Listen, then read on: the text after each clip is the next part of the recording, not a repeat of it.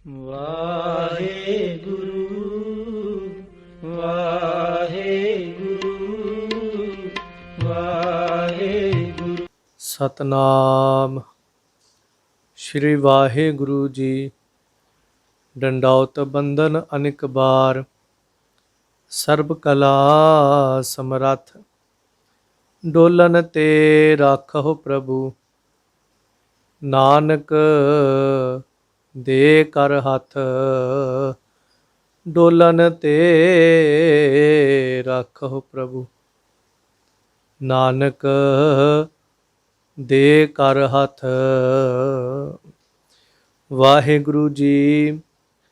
ਖਸ ਖਸ ਦਾਣਾ ਹੋਏ ਕੈ, ਖਾਕ ਅੰਦਰ ਹੋਏ ਖਾਕ ਸਮਾਵੈ।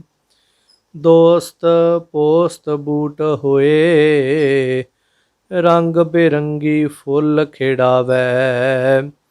ਹੋਡਾ ਹੋਡੀ ਡੋਡੀਆਂ, ਇੱਕ ਦੂੰ ਇੱਕ ਚੜਾਓ ਚੜਾਵੈ। ਸੂਲੀ ਉੱਪਰ ਖੇਲਣਾ, ਪਿੱਛੋਂ ਦੇ ਸਿਰ ਛਤਰ ਧਰਾਵੈ। ਚੁੱਖ ਚੁੱਖ ਹੋਏ ਮਲਾਇਕੈ, ਲੋਹੂ ਪਾਣੀ ਰੰਗ ਰੰਗਾਵੈ। ਪਿਰਮ ਪਿਆਲਾ ਮਜਲਸੀ, ਜੋਗ ਭੋਗ ਸੰਜੋਗ ਬਣਾਵੈ। ਅਮਲੀ ਹੋਏ ਸੋ ਮਜਲਸ ਆਵੈ, ਅਮਲੀ ਹੋਏ ਸੋ ਮਜਲਸ ਆਵੈ। ਵਾਹਿਗੁਰੂ ਜੀ ਕਾ ਖਾਲਸਾ, ਵਾਹਿਗੁਰੂ ਜੀ ਕੀ ਫਤਿਹ। ਗਰੀਬ ਨਵਾਜ ਸ਼ਹਿਨਸ਼ਾਹ ਪਾਤਸ਼ਾਹ, ਬਖਸ਼ਿਸ਼ਾਂ ਮਿਹਰਾਂ ਰਹਿਮਤਾਂ ਦੇ ਸਾਗਰ ਹਜ਼ੂਰ ਦਾਤਾਰ ਜੀ ਦੀ ਪਾਵਨ ਬਖਸ਼ਿਸ਼ ਰਹਿਮਤ ਦੇ ਸਦਕਾ ਜੋ ਭਾਈ ਗੁਰਦਾਸ ਜੀ ਦੀਆਂ ਪਾਵਨ ਵਾਰਾਂ ਦੀ ਲੜੀਵਾਰ ਵਿਚਾਰ ਕਥਾ ਸਰਵਣ ਕਰ ਰਹੇ ਹਾਂ। ਸੋ ਪਿਛਲੇ ਦਿਨੀ ਪਾਵਨ ਚੌਥੀ ਵਾਰ ਦੀਆਂ 12 ਪੌੜੀਆਂ ਦੀ ਪਾਵਨ ਵਿਚਾਰ ਸਰਵਣ ਕੀਤੀ ਹੈ। ਸੋ 13ਵੀਂ ਪਾਵਨ ਪੌੜੀ ਦੀ ਵਿਚਾਰ ਪ੍ਰਾਰੰਭ ਹੋਈ। ਸੋ ਆਓ ਮਾਲਕ ਅੱਗੇ ਅਰਦਾਸ ਕਰੀਏ, ਹਜ਼ੂਰ ਪਾਤਸ਼ਾਹ ਰਹਿਮਤ ਕਰਿਓ, ਆਪ ਵਿੱਚ ਵਰਤ ਕੇ ਇਸ ਮਹਾਨ ਕਾਰਜ ਨੂੰ ਭਾਵਨਾ ਦੇ ਨਾਲ, ਇਕਾਗਰਤਾ ਦੇ ਨਾਲ, ਚਾਉ ਦੇ ਨਾਲ ਕਰਨ ਦੀ ਸੋਝੀ ਸਮਰੱਥਾ ਬਖਸ਼ਿਓ। ਆਪ ਵਿੱਚ ਵਰਤ ਕੇ ਕੁਝ ਕਹਿਣ ਸੁਣਨ ਦੀ ਦਾਤ ਬਖਸ਼ਿਓ। ਆਪ ਜੀ ਜਿਤਨੇ ਵੀ ਸਰਵਣ ਕਰ ਰਹੇ ਹੋ, ਆਓ ਪਿਆਰ ਸਹਿਤ ਉਚਾਰਨ ਕਰੋ ਅਤੇ ਆਖੋ ਜੀ ਸਤਨਾਮ ਸ਼੍ਰੀ ਵਾਹਿਗੁਰੂ ਜੀ। ਸੋ ਪਿਛਲੀਆਂ 12 ਪੌੜੀਆਂ ਦੇ ਵਿੱਚ ਜੋ ਕਿਰਪਾ ਕੀਤੀ ਹੈ, ਵੱਖ-ਵੱਖ ਉਦਾਹਰਨਾਂ ਦੇ ਕਰਕੇ ਭਾਈ ਸਾਹਿਬ ਜੀ ਨੇ ਨਿਮਰਤਾ ਦੀਆਂ ਉਦਾਹਰਨਾਂ ਦਿੱਤੀਆਂ। ਨਿਮਰਤਾ ਦੇ ਨਾਲ ਸਿੱਖ ਨੂੰ ਜਿਉਣ ਦਾ ਤਰੀਕਾ ਸਲੀਕਾ ਜਿਹੜਾ ਉਹ ਬਖਸ਼ਿਸ਼ ਕੀਤਾ ਹੈ। ਸਿੱਖ ਨੇ ਕਿਸ ਤਰ੍ਹਾਂ ਦੀ ਜ਼ਿੰਦਗੀ ਜਿਹੜੀ ਉਹ ਜਿਉਣੀ ਹੈ। ਕਿਤੇ ਸੋਨੇ ਦੀ ਰੇਨ ਰਸਾਇਣ ਦੇ ਦ੍ਰਿਸ਼ਟਾਂਤ ਦਿੱਤੇ ਨੇ, ਹੋਰ ਕਾਫੀ ਵੱਖ-ਵੱਖ ਦ੍ਰਿਸ਼ਟਾਂਤ ਦਿੱਤੇ, ਪਰ ਇਸ ਪਾਵਨ ਪੌੜੀ ਦੇ ਵਿੱਚ ਖਸਖਾਸ ਦਾ ਦਾਣਾ ਜਿਹੜਾ ਹੈ ਉਹਦਾ ਦ੍ਰਿਸ਼ਟਾਂਤ ਦੇ ਕਰਕੇ ਭਾਈ ਸਾਹਿਬ ਜੀ ਸਾਨੂੰ ਸਮਝਾ ਰਹੇ ਨੇ। ਖਸ ਖਸ ਦਾਣਾ ਹੋਏ ਕੈ, ਖਾਕ ਅੰਦਰ ਹੋਏ ਖਾਕ ਸਮਾਵੈ। ਖਸਖਾਸ ਦਾ ਛੋਟਾ ਜਿਹਾ ਦਾਣਾ ਹੈ। ਜਿਵੇਂ ਪਿੱਛੇ ਤਿਲ ਦੇ ਦਾਣੇ ਦੀ ਉਦਾਹਰਨ ਆਪਾਂ ਸਰਵਣ ਕੀਤੀ ਕਿ ਤਿਲ ਛੋਟਾ ਜਿਹਾ ਹੋ ਕਰਕੇ ਜਿਵੇਂ ਮਿੱਟੀ ਦੇ ਵਿੱਚ ਆਪਣੀ ਹੋਂਦ ਖਤਮ ਕਰਦਾ ਹੈ, ਫਿਰ ਉਹੀ ਤਿਲ ਜਿਹੜਾ ਹੈ ਬਹੁਤ ਸੋਹਣਾ ਰੂਪ ਧਾਰਨ ਕਰਦਾ ਹੈ। ਫਿਰ ਉਸ ਤੋਂ ਬਾਅਦ ਉਹ ਤਿਲ ਦੇ ਵੱਖ-ਵੱਖ ਰੂਪ ਬਣਦੇ ਨੇ। ਤੇਲ ਦੇ ਵਿੱਚ ਫੁੱਲਾਂ ਦੀ ਸੁਗੰਧੀ ਮਾਣਦਾ ਹੈ, ਮਿਲ ਕਰਕੇ ਬਾਦਸ਼ਾਹਾਂ ਦੇ ਮਸਤਕ ਉਹਨਾਂ ਦੇ ਸਿਰ 'ਤੇ ਜਾ ਬਹਿੰਦਾ ਹੈ, ਦੀਵੇ ਵਿੱਚ ਬਲ ਕੇ ਕੱਜਲ ਬਣਦਾ ਹੈ। ਸੋ ਇਸੇ ਤਰ੍ਹਾਂ ਖਸਖਸ ਦਾ ਦਾਣਾ ਜਿਹੜਾ ਬੜਾ ਛੋਟਾ ਜਿਹਾ ਹੈ ਤੇ ਖਾਕ ਅੰਦਰ ਸਮਾਵੈ। ਖਾਕ ਅੰਦਰ ਹੋਏ ਖਾਕ ਸਮਾਵੈ। ਖਾਕ ਦੇ ਭਾਵ ਮਿੱਟੀ ਦੇ ਵਿੱਚ ਜਦੋਂ ਉਹਨੂੰ ਬੀਜ ਦਿੱਤਾ ਜਾਂਦਾ ਹੈ ਤਾਂ ਉਹ ਮਿੱਟੀ ਦਾ ਰੂਪ ਹੋ ਕਰਕੇ ਉਹਦੇ ਵਿੱਚ ਸਮਾ ਜਾਂਦਾ ਹੈ। ਦੋਸਤ ਪੋਸਤ ਬੂਟ ਹੋਏ, ਰੰਗ ਬੇਰੰਗੀ ਫੁੱਲ ਖਿੜਾਵੈ। ਤੇ ਦੋਸਤ ਦਾ ਭਾਵ ਪਿਆਰੇ ਦਾ ਪਿਆਰਾ ਹੋ ਕਰਕੇ। ਸੋ ਇਸ ਤਰ੍ਹਾਂ ਪਿਆਰੇ ਪੋਸਤ ਦਾ ਬੂਟਾ ਬਣ ਕੇ ਨਾਨਾ ਰੰਗੀ ਕਈ ਪ੍ਰਕਾਰ ਦੇ ਸੋਹਣੇ ਸੋਹਣੇ ਫੁੱਲ ਜਿਹੜੇ ਨੇ ਉਹ ਖਿੜਾਉਂਦਾ ਹੈ। ਉਹ ਖਸਖਸ ਦਾ ਦਾਣਾ ਫਿਰ ਪਿਆਰੇ ਪੋਸਤ ਦਾ ਮਿੱਤਰ ਬਣਦਾ ਹੈ, ਪਿਆਰਾ ਪੋਸਤ ਬਣਦਾ ਹੈ ਤੇ ਬਣ ਕੇ ਉਹ ਬੂਟਾ ਬਣਦਾ ਹੈ ਪੋਸਤ ਦਾ, ਤੇ ਉਹਦੇ ਉੱਤੇ ਫਿਰ ਕਈ ਪ੍ਰਕਾਰ ਦੇ ਕਈ ਰੰਗਾਂ ਦੇ ਬਹੁਤ ਸੋਹਣੇ ਸੋਹਣੇ ਫੁੱਲ ਜਿਹੜੇ ਨੇ ਉਹ ਖਿੜਦੇ ਹਨ। ਹੋਡਾ ਹੋਡੀ ਡੋਡੀਆਂ ਇੱਕ ਦੂੰ ਇੱਕ ਚੜਾਓ ਚੜਾਵੈ।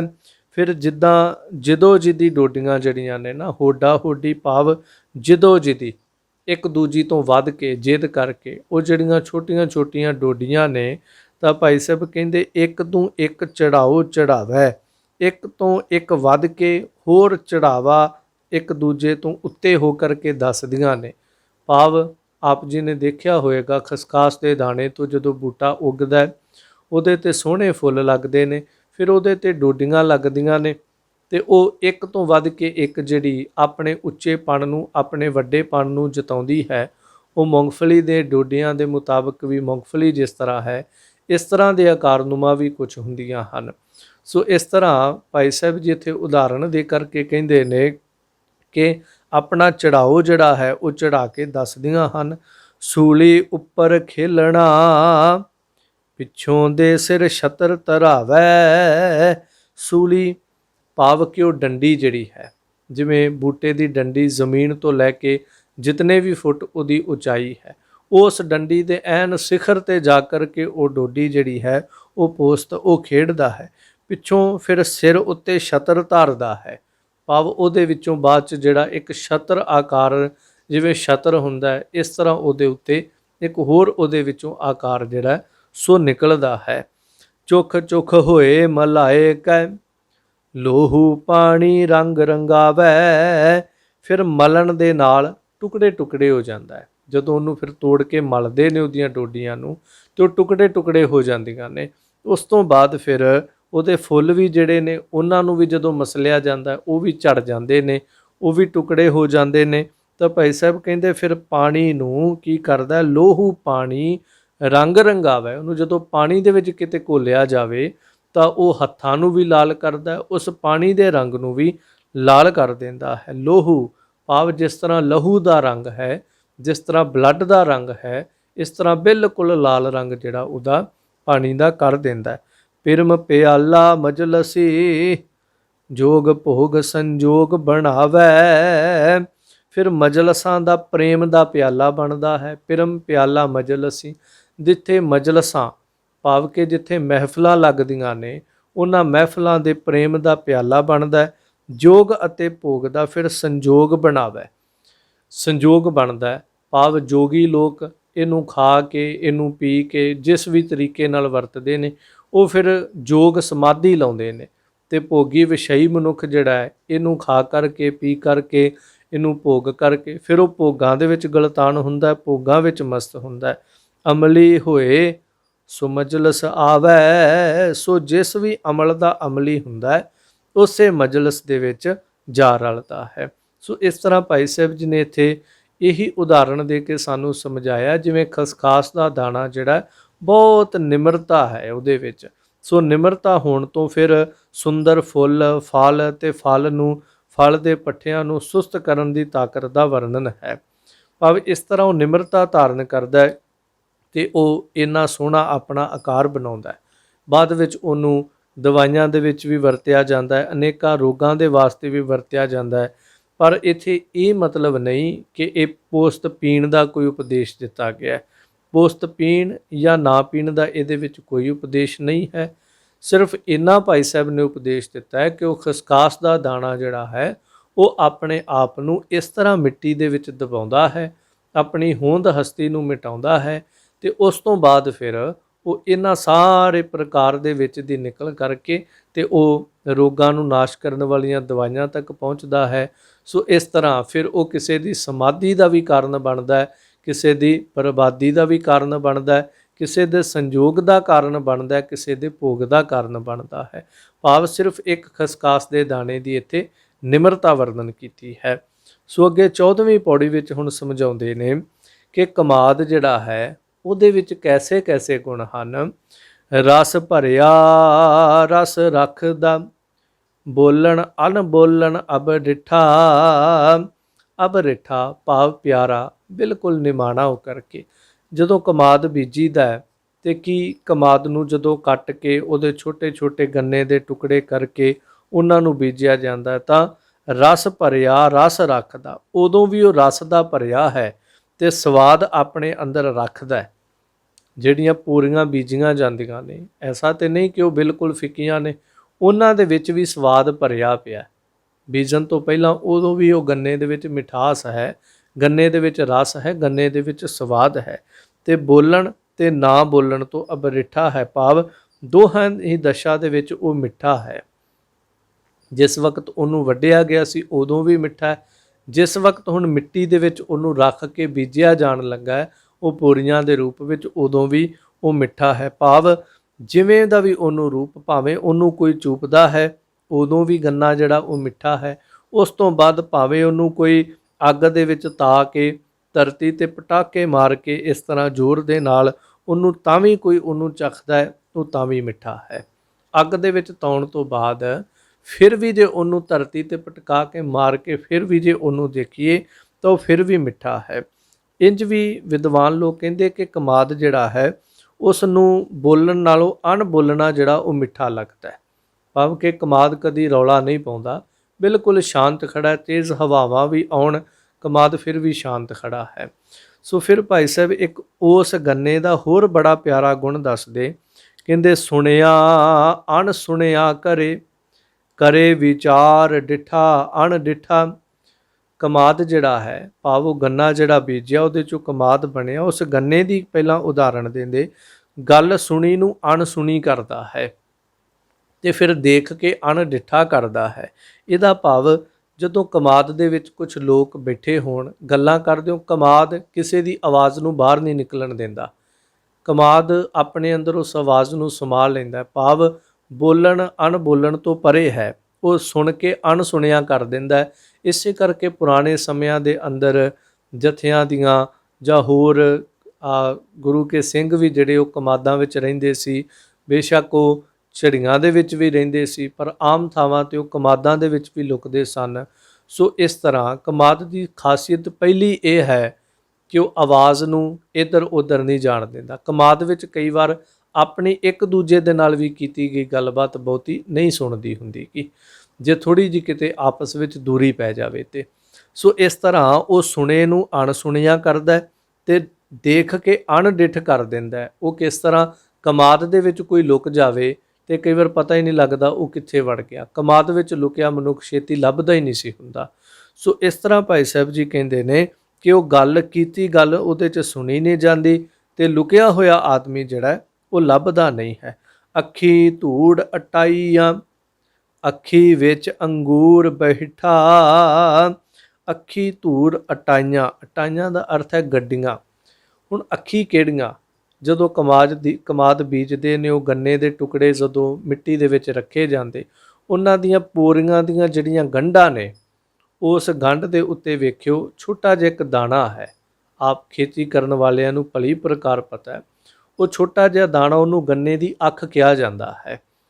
ਉਹ ਜਿੱਥੇ ਗੰਢ ਵੱਜੀ, ਗੰਢ ਦੇ ਉੱਤੇ ਛੋਟਾ ਜਿਹਾ ਇੱਕ ਜਿਵੇਂ ਤਿਲ ਹੋਵੇ ਮੋਟਾ, ਜਾਂ ਕੋਈ ਫਿਣਸੀ ਨਿਕਲੀ ਹੋਵੇ, ਇਸ ਤਰ੍ਹਾਂ ਭਾਵ ਆਪਾਂ ਸਾਰੇ ਸਮਝਦੇ ਇਸ ਗੱਲ ਨੂੰ।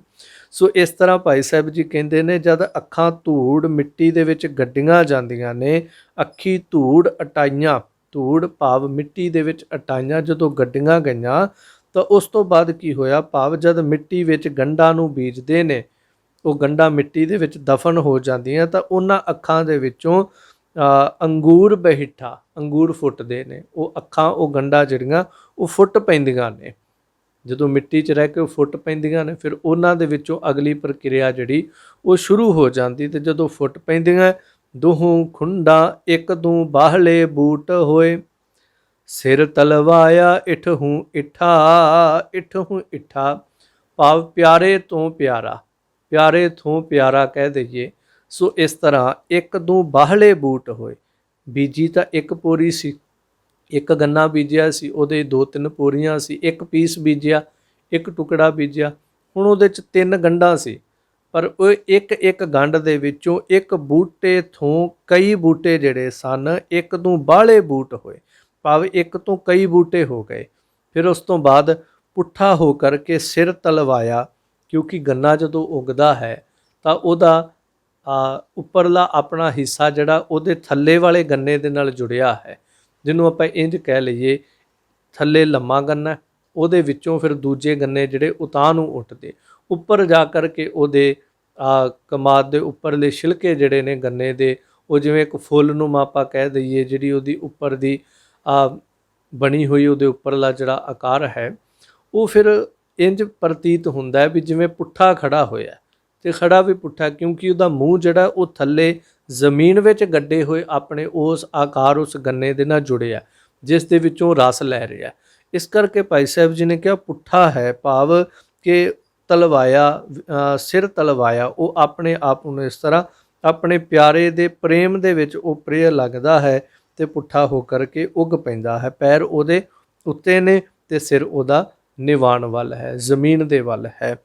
ਦੋਹੂ ਖੁੰਡਾਂ ਵਿੱਚ ਪੀੜੀ ਹੈ, ਟੋਟੇ ਲਾਹੇ ਇਤ ਗੁਣ ਮਿੱਠਾ। ਫਿਰ ਦੋ ਵੇਲਣਿਆਂ ਦੇ ਵਿੱਚ ਪਾ ਕੇ ਗੰਨੇ ਨੂੰ ਪੀੜਿਆ ਜਾਂਦਾ, ਜਦੋਂ ਪੀੜਿਆ ਜਾਂਦਾ ਉਹਦੇ ਟੋਟੇ ਹੋ ਜਾਂਦੇ ਨੇ।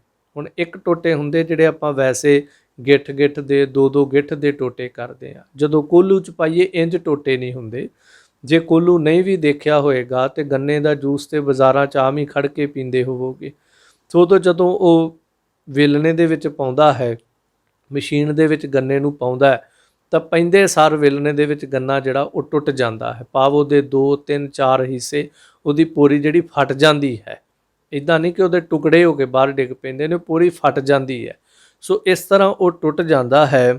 ਤੇ ਦੋਹ ਖੁੰਡਾਂ ਵਿੱਚ ਪੀੜੀ ਹੈ, ਟੋਟੇ ਲਾਹੇ, ਟੁਕੜੇ ਟੁਕੜੇ ਹੋ ਜਾਂਦਾ, ਇਤ ਗੁਣ ਮਿੱਠਾ। ਤਾਂ ਭਾਈ ਸਾਹਿਬ ਜੀ ਕਹਿੰਦੇ ਫਿਰ ਵੀ ਵੇਖੋ ਕਿੰਨੀ ਸੋਹਣੀ ਰੋਹ ਦਿੰਦਾ ਹੈ, ਕਿੰਨਾ ਸੋਹਣਾ ਰਸ ਦਿੰਦਾ ਹੈ, ਗੰਨੇ ਦਾ ਰਸ ਕਿੰਨਾ ਮਿੱਠਾ ਹੈ, ਰੋਹ ਕਿੰਨੀ ਮਿੱਠੀ ਹੈ। ਇਹ ਉਹਦੇ ਵਿੱਚ ਸਾਰਿਆਂ ਤੋਂ ਵੱਡਾ, ਸਾਰਿਆਂ ਤੋਂ ਪਿਆਰਾ ਗੁਣ, ਜਿਸ ਕਰਕੇ ਉਹ ਬੜਾ ਪਿਆਰਾ ਲੱਗਦਾ। ਵੇਹ ਅਕੇਹ ਵਰਤਦਾ ਅਵਗੁਣਿਆਰੇ ਪਾਪ ਪਰਨਿਠਾ। ਸੋ ਇਸ ਤਰ੍ਹਾਂ ਪਰਨਿਠਾ ਦਾ ਅਰਥ ਹੁੰਦਾ ਨਾਸ਼।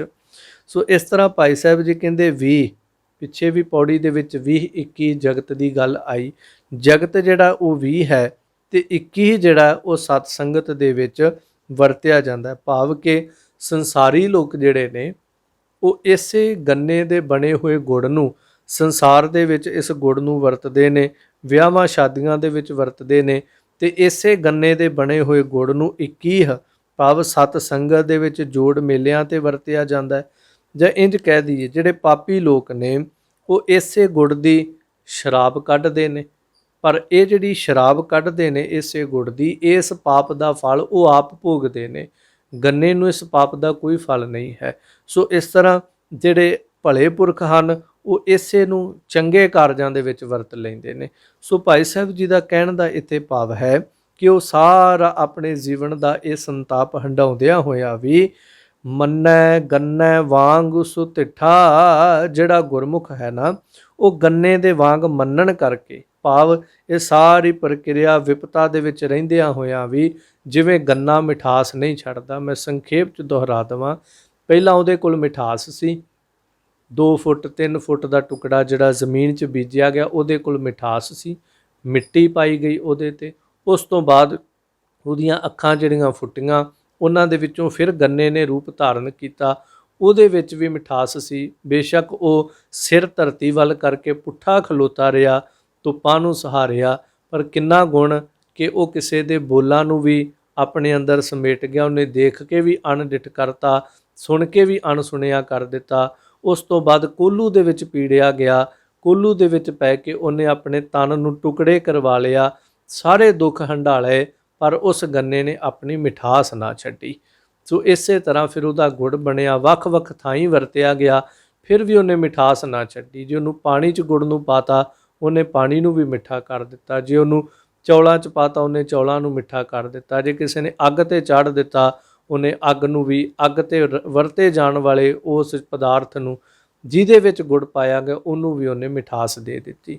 ਸੋ ਇਸ ਤਰ੍ਹਾਂ ਗੁਰਮੁਖ ਜਿਹੜੇ ਨੇ ਆਪਣਾ ਸੁਭਾਅ ਨਹੀਂ ਤਿਆਗਦੇ, ਹਜ਼ਾਰਾਂ ਵਿਪਦਾ ਦੁੱਖਾਂ ਕਲੇਸ਼ਾਂ ਦੇ ਵਿੱਚੋਂ ਨਿਕਲ ਕੇ ਵੀ ਆਪਣੇ ਅੰਦਰ ਦੀ ਨਿਮਰਤਾ ਜਿਹੜੀ ਉਹ ਨਹੀਂ ਛੱਡਦੇ, ਇਸ ਤਰ੍ਹਾਂ ਦ੍ਰਿੜ ਰਹਿੰਦੇ ਹਨ, ਭਾਵ ਉਹ ਜੀਵਨ ਮੁਕਤ ਹੋ ਜਾਂਦੇ ਹਨ।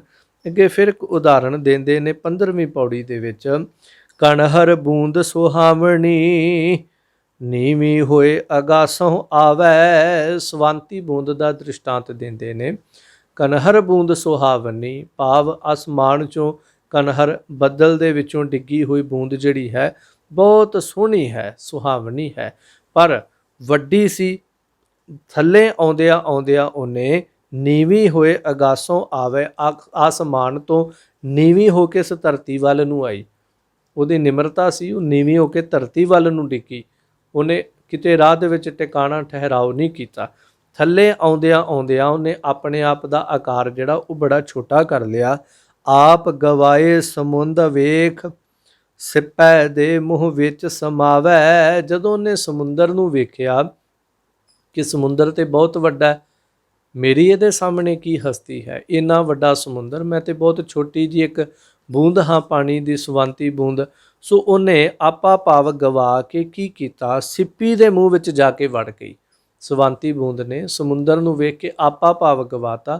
ਜੇ ਪਹਿਲਾ ਹੰਕਾਰ ਹੈ ਨਹੀਂ ਸੀ, ਜੇ ਹੈ ਵੀ ਸੀ, ਸਮੁੰਦਰ ਦੀ ਵਿਸ਼ਾਲਤਾ ਨੂੰ ਦੇਖ ਕੇ ਹੰਕਾਰ ਖਤਮ ਹੋ ਗਿਆ ਤੇ ਸਿੱਪੀ ਦੇ ਮੂੰਹ ਜਾਏ ਸਮਾਵੈ, ਸਿੱਪੀ ਦੇ ਮੂੰਹ ਵਿੱਚ ਜਾ ਕੇ ਸਮਾ ਗਈ। ਲੈਂਦੇ ਹੀ ਮੂੰਹ ਬੂੰਦ ਸਿਪ, ਚੁੱਬੀ ਮਾਰ ਪਤਾਲ ਲੁਕਾਵੈ। ਫਿਰ ਸਿਪ ਬੂੰਦ ਨੂੰ ਮੂੰਹ ਵਿੱਚ ਲੈਂਦੇ ਸਾਰ ਪਾਤਾਲ ਵਿੱਚ ਚੁੱਭੀ ਮਾਰ ਕੇ, ਕਿਉਂਕਿ ਜਿਵੇਂ ਹੀ ਸਿੱਪੀ ਦੇ ਮੂੰਹ ਵਿੱਚ ਬੂੰਦ ਪੈਂਦੀ ਹੈ, ਸਿੱਪੀ ਸਮੁੰਦਰ ਦੇ ਅੰਦਰ ਆਪਣੇ ਆਪ ਨੂੰ ਸਮਾ ਲੈਂਦੀ ਹੈ, ਉਹ ਫਿਰ ਉੱਪਰ ਨਹੀਂ ਤੈਰਦੀ ਰਹਿੰਦੀ।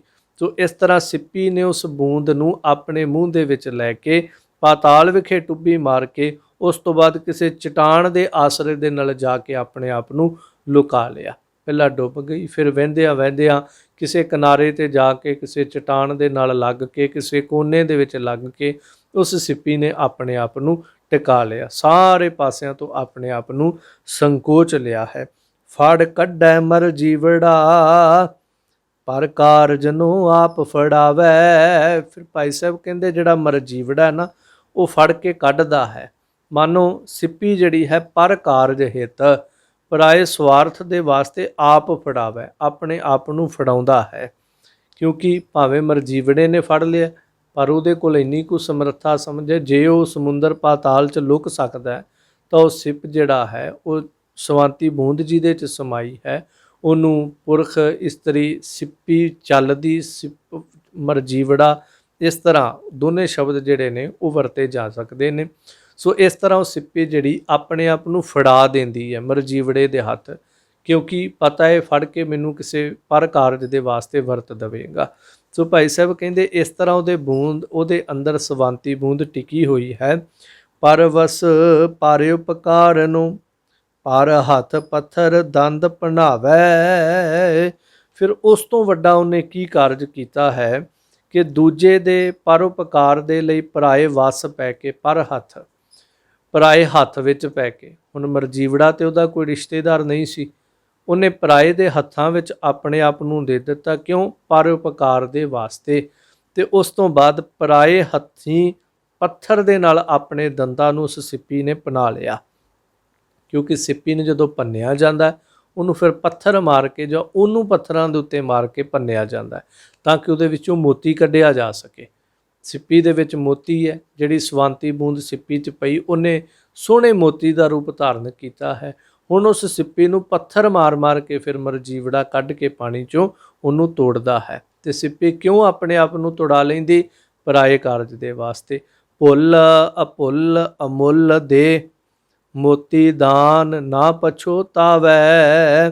ਭੁੱਲ ਕੇ ਜਾਂ ਨਾ ਭੁੱਲ ਕੇ, ਭਾਵੇਂ ਇਹਨੂੰ ਇਹ ਕਹਿ ਲਈਏ ਕਿ ਉਹ ਭੁੱਲ ਕੇ ਉਹਦੇ ਹੱਥਾਂ 'ਚ ਆ ਗਈ ਜਾਂ ਨਾ ਭੁੱਲ ਕੇ ਉਹਦੇ ਹੱਥਾਂ ਵਿੱਚ ਆ ਗਈ। ਪਿੱਛੇ ਭਾਈ ਸਾਹਿਬ ਨੇ ਜ਼ਿਕਰ ਕੀਤਾ ਉਹਨੇ ਆਪਣੇ ਆਪ ਨੂੰ ਫੜਾ ਦਿੱਤਾ ਪਰਾਏ ਕਾਰਜ ਦੇ ਵਾਸਤੇ, ਉਹਦੇ ਹੱਥਾਂ ਵਿੱਚ ਆਪਣਾ ਜੀਵਨ ਦੇ ਦਿੱਤਾ। ਮੋਤੀ ਦਾਨ ਨਾ ਪਛੋਤਾਵੈ, ਤੇ ਮੋਤੀ ਦਾ ਦਾਨ ਕਰਕੇ ਸਿੱਪੀ ਕਦੇ ਵੀ ਨਹੀਂ ਪਛਤਾਉਂਦੀ। ਸਿੱਪੀ ਦੇ ਕੋਲ ਹੀ ਸੀ ਨਾ ਮੋਤੀ, ਸਵਾਂਤੀ ਬੂੰਦ ਉਹਦੇ 'ਚ ਪਈ, ਉੱਥੋਂ ਮੋਤੀ ਬਣਿਆ, ਉਹਨੇ ਮੋਤੀ ਮਰਜੀਵੜੇ ਦੇ ਹੱਥ 'ਚ ਦੇ ਦਿੱਤਾ। ਆਪਣੇ ਆਪ ਆਪਣਾ ਮੂੰਹ ਜਿਹੜਾ ਪੱਥਰਾਂ ਦੇ ਨਾਲ ਮਰਵਾ ਕੇ ਜਾਂ ਪੱਥਰ ਮਰਵਾ ਕੇ ਆਪਣੇ ਆਪ ਤੇ ਮੂੰਹ ਬਣਾ ਲਿਆ। ਪਰ ਉਹ ਦਾਨ, ਕਿਉਂਕਿ ਮਰਜੀਵੜਾ ਉਹਨੂੰ ਪੈਸੇ ਤੇ ਨਹੀਂ ਦੇ ਕੇ ਗਿਆ ਸਿੱਪੀ ਨੂੰ ਕਿ ਲੈ ਤੂੰ ਆਪਣੇ ਆਪ ਨੂੰ ਤੁੜਵਾਇਆ ਮੇਰੇ ਤੋਂ, ਮੈਂ ਤੈਨੂੰ ਮਾਇਆ ਦੇ ਜਾਣਾ। ਉਹਨੇ ਮੋਤੀ ਕੱਢਿਆ, ਬਾਕੀ ਉਹ ਸਾਰਾ ਖਲਾਰਾ ਵੀ ਉੱਥੇ ਸੁੱਟ ਕੇ ਚਲਾ ਗਿਆ। ਸੋ ਇਸ ਤਰ੍ਹਾਂ ਸਿੱਪੀ ਨੇ ਦਾਨ ਦੇ ਦਿੱਤਾ ਉਹਨੂੰ, पर पछतावा जिहड़ा वो कोई भी ना कीता। सफल जन्म कोई वरसावै, ਤਾਂ ਭਾਈ ਸਾਹਿਬ ਕਹਿੰਦੇ ਇਸ ਤਰ੍ਹਾਂ ਉਸ ਦਾ ਜਨਮ ਜਿਹੜਾ ਸਫਲ ਹੋ ਜਾਂਦਾ ਹੈ ਜਿਹੜਾ ਕੋਈ ਆਪਣੇ ਆਪ ਨੂੰ ਵਰਸਾ ਦਿੰਦਾ ਹੈ, ਜਾਂ ਜਿੱਥੋਂ ਕੋਈ ਵਰਸਾਇਆ ਜਾਂਦਾ ਹੈ ਉਹਦਾ ਜਨਮ ਸਫਲ ਹੋ ਜਾਂਦਾ ਹੈ। ਭਾਵ ਬੂੰਦ ਜਿਹੜੀ ਹੈ ਉਹ ਵੱਡੇ ਹੰਕਾਰ ਦੇ ਨਾਲ ਥੱਲੇ ਉਤਰਦੀ ਹੈ, ਪਰ ਸਮੁੰਦਰ ਦੀ ਵਿਸ਼ਾਲਤਾ ਨੂੰ ਦੇਖ ਕੇ ਉਹਨੇ ਆਪਣੇ ਆਪ ਨੂੰ ਇਹ ਸਮਝ ਲਿਆ ਕਿ ਮੈਂ ਇਹਦੇ ਸਾਹਮਣੇ ਕੋਈ ਵੀ ਚੀਜ਼ ਨਹੀਂ। ਇਸ ਪੌੜੀ ਦੇ ਭਾਵ ਅਰਥ ਇਹ ਬਣ ਰਹੇ ਨੇ ਜੋ ਮੈਨੂੰ ਇਸ਼ਾਰਾ ਮਾਤਰ ਆਪ ਜੀ ਨੂੰ ਸਾਂਝਾ ਕਰਾਂ। ਉਸ ਵੇਲੇ ਸਿੱਪੀ ਦੀ ਗੋਦ ਵਿੱਚ ਜਾ ਕੇ ਉਹ ਬੂੰਦ ਸਮਾ ਜਾਂਦੀ ਹੈ ਤੇ ਸਿੱਪੀ ਨੇ ਉਹਨੂੰ ਫਿਰ ਪਾਲਿਆ, ਉਸ ਬੂੰਦ ਨੂੰ ਮੋਤੀ ਬਣਨ ਤੱਕ ਸਮਾਂ ਲੱਗਾ, ਉਹਨੂੰ ਪਾਲਿਆ, ਮਰਜੀਵੜੇ ਦੇ ਸਾਹਮਣੇ ਆਪਣਾ ਜੀਵਨ ਰੱਖ ਦਿੱਤਾ। ਮਰਜੀਵੜੇ ਨੇ ਉਹ ਮੋਤੀ ਕੱਢਿਆ ਤੇ ਉਹ ਮੋਤੀ ਫਿਰ ਜਿਵੇਂ ਆਪਾਂ ਕਹਿ ਲਈਏ ਬਾਦਸ਼ਾਹਾਂ ਦੇ ਮੁਕਟ ਦੇ ਵਿੱਚ ਫਿਰ ਉਹ ਮੋਤੀ ਜਿਹੜਾ ਗਹਿਣਾ ਬਣ ਕੇ ਲਾਇਆ ਜਾਂਦਾ ਹੈ।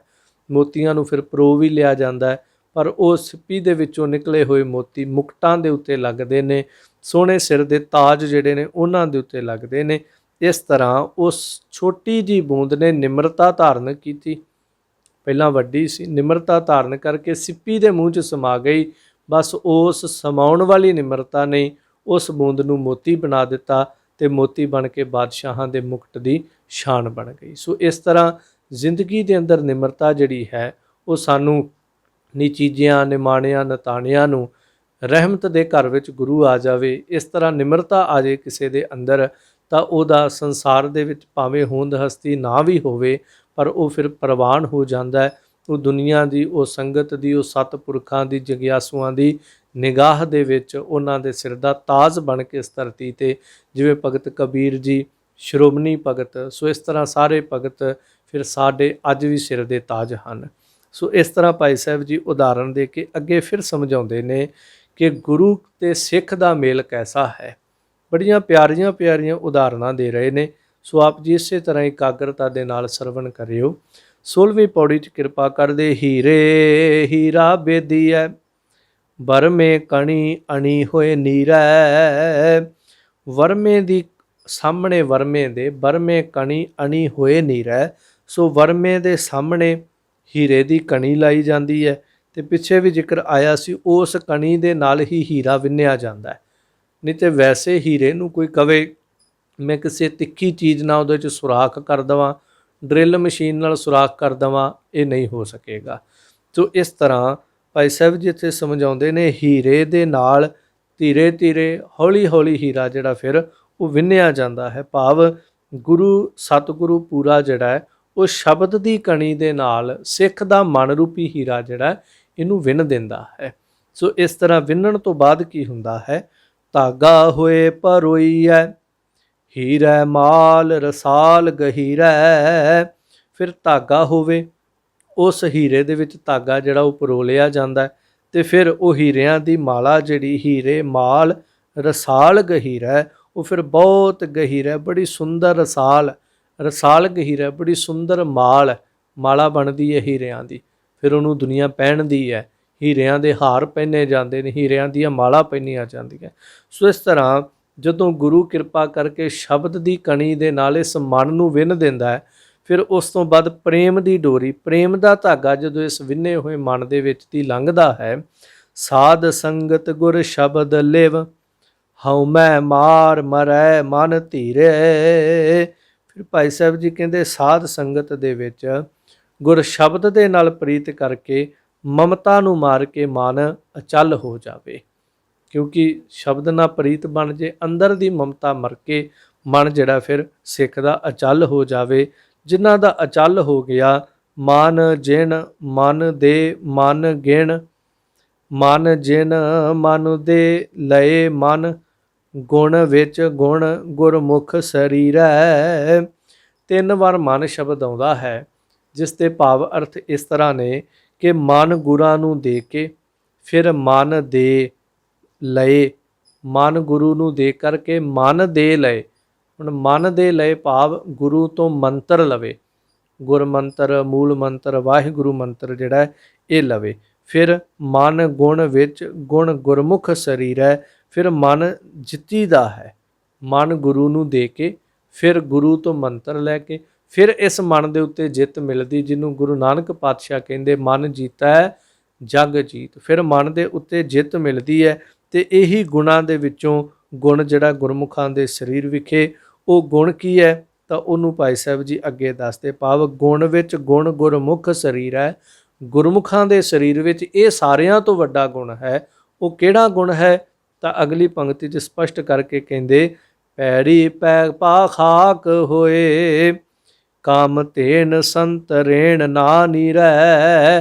ਫਿਰ ਐਸੇ ਗੁਰਮੁਖਾਂ 'ਚ ਐਸਾ ਗੁਣ ਆ ਜਾਂਦਾ ਹੈ ਕਿ ਉਹ ਪੈਰਾਂ ਦੀ ਖਾਕ ਹੋ ਕੇ ਸੰਤਾਂ ਦੀ ਚਰਨੀ ਪੈ ਜਾਂਦੇ ਨੇ। ਇੰਨੀ ਨਿਮਰਤਾ ਵਾਲਾ ਗੁਣ ਉਹਨਾਂ 'ਚ ਆ ਜਾਂਦਾ ਕਿ ਉਹ ਸਾਧੂਆਂ ਦੀ, ਸਤਪੁਰਖਾਂ ਦੀ, ਗੁਰੂ ਕੀ ਸੰਗਤ ਦੀ ਚਰਨ ਧੂੜ ਹੋ ਜਾਂਦੇ ਨੇ। ਜਿਸ ਚਰਨ ਧੂੜ ਵਿੱਚ ਕਿੰਨਾ ਪ੍ਰਤਾਪ ਹੈ ਤਾਂ ਭਾਈ ਸਾਹਿਬ ਕਹਿੰਦੇ, ਸੰਤਾਂ ਦੀ ਰੇਣ ਜਿਹੜੀ ਸੰਤ ਰੇਣ ਨਾ ਨੀਰੈ ਕਾਮ ਧੇਨ। ਜਿਹੜੀ ਕਾਮ ਧੇਨ ਗਊ ਹੈ ਨਾ, ਜੋ ਬਹੁਤ ਮਹਾਨ ਮੰਨੀ ਗ੍ਰੰਥਕਾਰਾਂ ਨੇ, ਕੁਝ ਲੋਕਾਂ ਨੇ, ਤਾਂ ਭਾਈ ਸਾਹਿਬ ਜੀ ਕਹਿੰਦੇ ਉਹ ਕਾਮ ਧੇਨ ਗਊ ਵੀ ਸਾਧੂਆਂ ਦੀ, ਸੰਤਾਂ ਦੀ ਧੂੜੀ ਦੀ ਨਾ ਨੀਰੈ। ਨੀਰੈ ਦਾ ਅਰਥ ਇੱਥੇ ਪਾਣੀ ਨਹੀਂ, ਨੀਰੈ ਦਾ ਅਰਥ ਹੈ ਬਰਾਬਰੀ। ਕਾਮ ਧੇਨ ਗਾਂ ਵੀ ਸਤਪੁਰਖਾਂ ਦੀ, ਸਾਧੂਆਂ ਦੀ ਚਰਨ ਧੂੜੀ ਦੀ ਬਰਾਬਰੀ ਨਹੀਂ ਕਰ ਸਕਦੀ ਹੈ। ਸਿੱਲਾ ਅਲੂਣੀ ਚਟਣੀ ਲਖ ਅੰਮ੍ਰਿਤ ਰਸ ਤਰਸਨ ਸੀਰੈ। ਫਿਰ ਸਮਝਾਉਂਦਿਆਂ ਕਹਿੰਦੇ ਨੇ ਕਿ ਗੁਰਮੁਖੀ ਦਾ ਮਾਰਗ ਜਿਹੜਾ ਹੈ, ਗੁਰਮੁਖਾਂ ਦੀ ਸੇਵਾ ਅਲੂਣੀ ਸਿੱਲ ਚੱਟਣ ਦੇ ਬਰਾਬਰ ਹੈ। ਪਰ ਇਸ ਅਲੂਣੀ ਸਿੱਲ ਨੂੰ ਜਿੰਨੇ ਚੱਟ ਲਿਆ, ਉਹਨੂੰ ਫਿਰ ਸੀਰੇ ਐਸੀ ਮਿਠਾਸ ਮਿਲਦੀ ਹੈ ਕਿ ਉਸ ਮਿਠਾਸ ਦੇ ਸਾਹਮਣੇ ਲੱਖਾਂ ਰਸ ਜਿਹੜੇ ਨੇ, ਸੰਸਾਰ ਦੀਆਂ ਮਿਠਾਸਾਂ ਜਿਹੜੀਆਂ ਨੇ ਉਹ ਫਿੱਕੀਆਂ ਨੇ। ਜਿਹਨੂੰ ਬਾਬਾ ਫਰੀਦ ਜੀ ਇੰਜ ਬਚਨ ਕਹਿੰਦੇ ਨੇ, ਫਰੀਦਾ ਸ਼ੱਕਰ ਖੰਡ ਨਿਵਾਤ ਗੁੜ ਮਾਖਿਓ ਮਾਝਾ ਦੁੱਧ ਸਭੇ ਵਸਤੂ ਮਿਠੀਆਂ ਰੱਬ ਨਾ ਪੁੱਜਣ ਤੁਧ। ਸੋ ਇਸ ਤਰ੍ਹਾਂ ਦੀ ਮਿਠਾਸ ਸਤਪੁਰਖਾਂ ਦੇ ਕੋਲੋਂ ਅਲੂਣੀ ਸਿੱਲ ਚੱਟਣ ਦੇ ਬਰਾਬਰ ਹੈ ਉਹਨਾਂ ਦੀ ਸੇਵਾ ਕਰਨੀ। ਪਰ ਜਿਨ੍ਹਾਂ ਨੇ ਕਰ ਲਈ, ਉਹਨਾਂ ਨੂੰ ਐਸਾ ਰਸ, ਐਸੀ ਮਿਠਾਸ ਮਿਲ ਗਈ ਕਿ ਲੱਖਾਂ ਅੰਮ੍ਰਿਤ ਰਸ ਜਿਹੜੇ ਨੇ ਉਹ ਉਸ ਮਿਠਾਸ ਨੂੰ ਤਰਸਦੇ ਰਹਿੰਦੇ ਹਨ। ਵਿਰਲਾ ਸਿੱਖ ਸੁਣੇ ਗੁਰ ਪੀਰੈ। ਪਰ ਭਾਈ ਸਾਹਿਬ ਕਹਿੰਦੇ ਗੁਰੂ ਪੀਰਾਂ ਦੀ ਸਿੱਖਿਆ ਜਿਹੜੀ ਹੈ ਨਾ, ਇਹ ਕੋਈ ਵਿਰਲਾ ਟਾਵਾਂ ਸਿੱਖ ਹੈ ਜਿਹੜਾ ਇਸ ਸਿੱਖਿਆ ਨੂੰ ਸੁਣਦਾ ਹੈ। ਸੋ ਇਸ ਪੌੜੀ ਦੇ ਵਿੱਚ ਇਹ ਸਮਝਾਇਆ ਕਿ ਗੁਰ ਪੀਰਾਂ ਕੀ ਚਾਕਰੀ ਮਹਾ ਕਰੜੀ ਸੁਖਸਾਰ। ਪਹਿਲੇ ਸੇਵਾ ਦੀ ਅਲੂਣੀ ਸਿੱਲਾ ਚੱਟਣੀ ਹੈ, ਉਸ ਤੋਂ ਬਾਅਦ ਆਤਮਾ ਦਾ ਪਰਮ ਸੁੱਖ ਜਿਹੜਾ ਹੈ, ਇਹ ਲਾਭ ਜਿਹੜਾ ਆਤਮਾ ਦਿੰਦੀ ਹੈ। ਫਿਰ ਅੱਗੇ 17ਵੀਂ ਪੌੜੀ ਦੇ ਵਿੱਚ ਸਮਝਾਉਂਦੇ ਨੇ, ਗੁਰ ਸਿੱਖੀ ਗੁਰ ਸਿੱਖ ਸੁਣ ਅੰਦਰ ਸਿਆਣਾ ਬਾਹਰ ਭੋਲਾ। ਜੀਵਨ ਜੁਗਤ ਕੈਸੀ ਹੋਵੇ ਸਿੱਖ ਦੀ ਤਾਂ ਭਾਈ ਸਾਹਿਬ ਕਹਿੰਦੇ ਗੁਰੂ ਦਾ ਸਿੱਖ ਜਿਹੜਾ ਹੈ ਉਹ ਗੁਰ ਸਿੱਖੀ ਗੁਰ ਸਿੱਖ ਸੁਣ, ਗੁਰੂ ਕੀ ਸਿੱਖਿਆ ਨੂੰ ਸੁਣਦਾ ਹੈ।